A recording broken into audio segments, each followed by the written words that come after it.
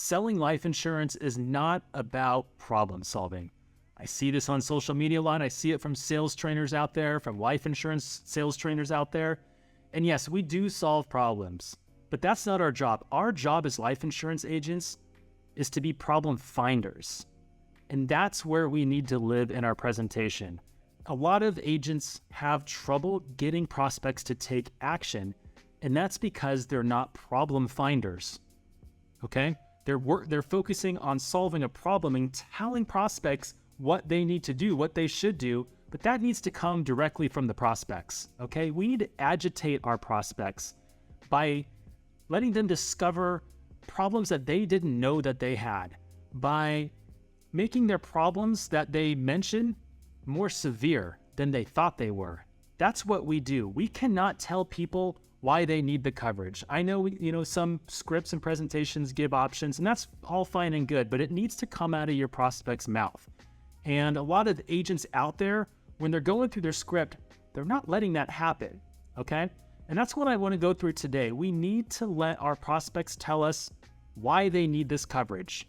We need to extract those problems that they're thinking of on why they need this coverage and let them say it out loud, let them feel it.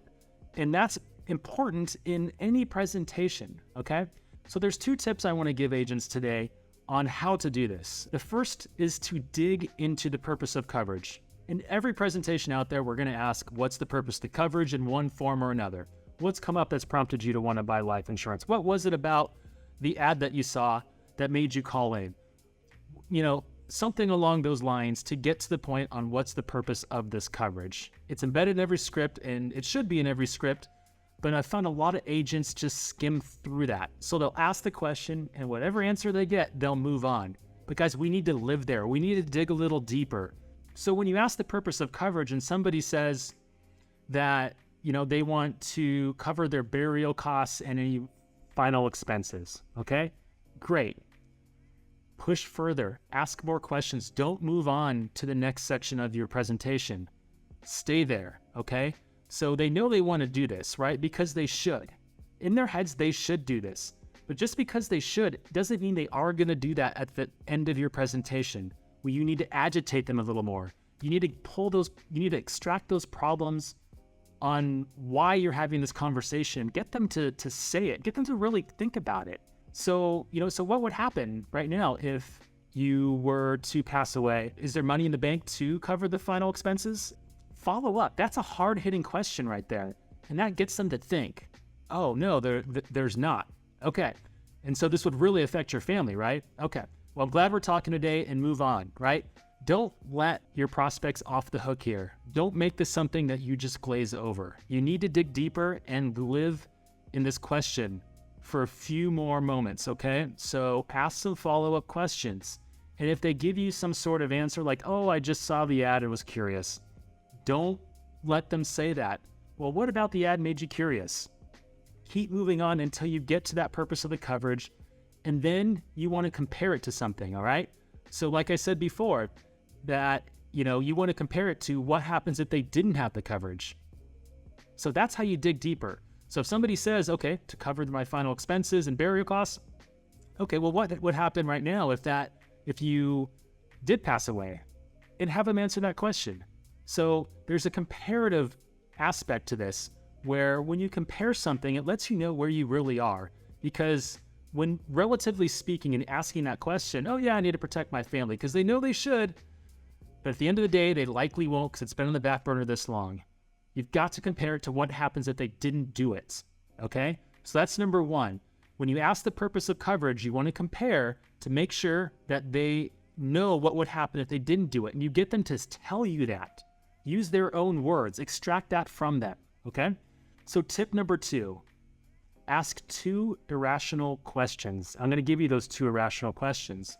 And this isn't something that should be in all presentations. This is something to use when your prospects aren't engaged in conversation, right?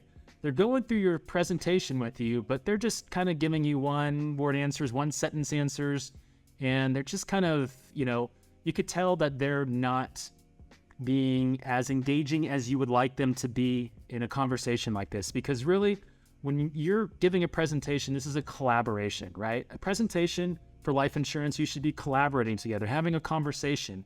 And if somebody's not engaging you, you need to shake them up a little bit, right? To shake them up, you can ask these 2 irrational questions.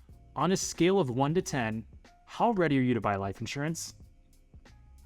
Okay, that's a powerful question. It's a weird question. That's exactly what you need to do to shake the conversation up, okay? On a scale of 1 to 10, how ready are you to buy life insurance? Let's just say that they're a 2, right? Okay, well, why didn't she pick a lower number? Okay, so a few things about these 2 questions, all right? It throws people off.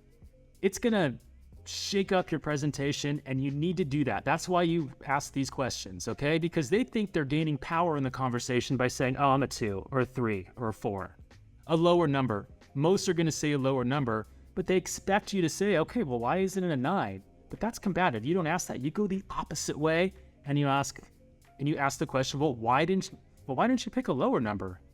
So now your prospect has to come up with reasons why they're not a 1 or 2 or something lower. And now you just got them to give you the reasons why they need this coverage. That's what we need to do. They said it in their own words why they need this coverage by asking that question. When people have their own reasons for buying life insurance and they verbalize it to you, they're more likely to do it. Now suppose somebody says that they're a 1 or even a 0, even though you said it was from 1 to 10. That is actionable information. Guys, this person wasn't going to buy from you anyway. You're asking this question to shake things up because this person won't buy. They're not engaging with you. That's why you ask this shake up question. So they say I'm a 1. You say, well, what would it take you to get from a 1 to a 2? And most of the time, you're going to get an answer like, I just don't understand life insurance, or I don't even know where to start. This is just where I'm starting right now. And that's information you can use. You now can use that in your presentation to answer the questions that they have or attack that information that they need to move forward, because they weren't going to buy from you anyway if they're a 1, right? So this is a very powerful question to really extract information if somebody's not being engaging. So just remember that we are problem finders. This is how we extract information. If somebody's not being engaging, you need to ask those shake-up questions to get them to verbalize why they need life insurance. They'll be more likely to buy from you after you present your rates. Same thing when asking the purpose of coverage. You ask more information, you get them to feel it. You ask that comparative question, right? Well, what would it look like if you didn't do X? Those are the sorts of things that get people feeling and get them to verbalize and get them to interact with you. And that's what you should practice doing today. To be a more effective life insurance agent, to be a more effective problem finder, okay? Yes, we solve problems, but we need our prospects to verbalize their problems to us. We need them to feel the reasons why they need life insurance in the conversation with us. And you can't do that if you're telling them exactly how they should feel. But if they're saying that to you and you're extracting that from them, you're going to have very powerful conversations. You're going to make a lot more sales over the phone.